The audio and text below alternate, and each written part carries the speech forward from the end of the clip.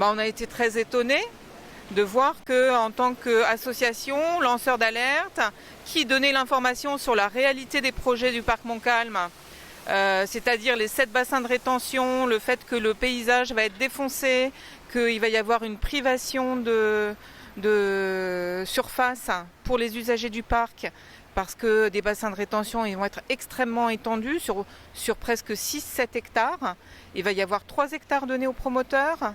Donc effectivement, c'est assez incompréhensible.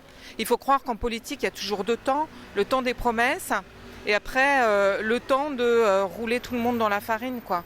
Mais ça, je pense qu'il faut que ça s'arrête parce que la planète souffre. Nous autres humains, c'est pas parce qu'on vit en ville qu'on doit être privé d'arbres ou d'espaces verts. D'un point de vue politique urbaine, transformer systématiquement des espaces verts en bassins de rétention, c'est réellement un problème. Il y a quand même une très grosse arnaque dans ce genre de projet d'urbanisme. Et alors, certains disent que les bassins de rétention peuvent servir d'espace vert. Alors, c'est vrai ou c'est faux ?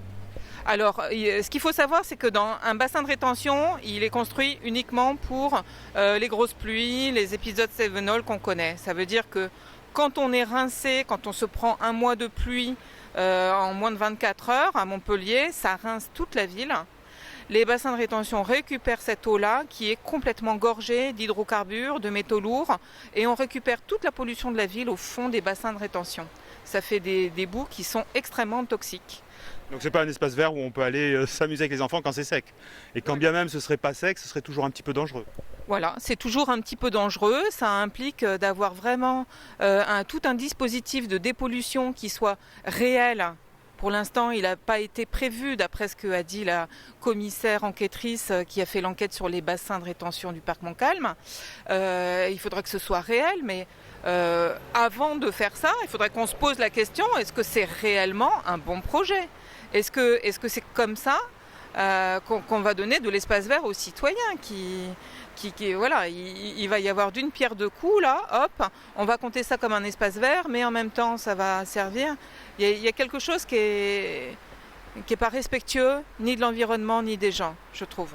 Alors vous avez bon espoir, vous faites appel et vous avez surtout l'espoir de mobiliser l'opinion ?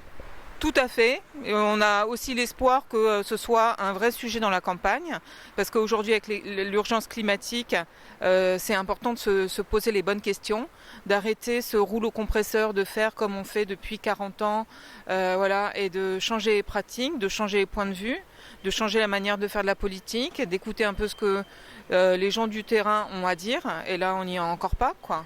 On y est encore très loin, puisque voilà, depuis un mandat, la porte est close et il n'y a pas de dialogue et on ne peut pas se faire entendre. Donc il y a beaucoup de choses à changer.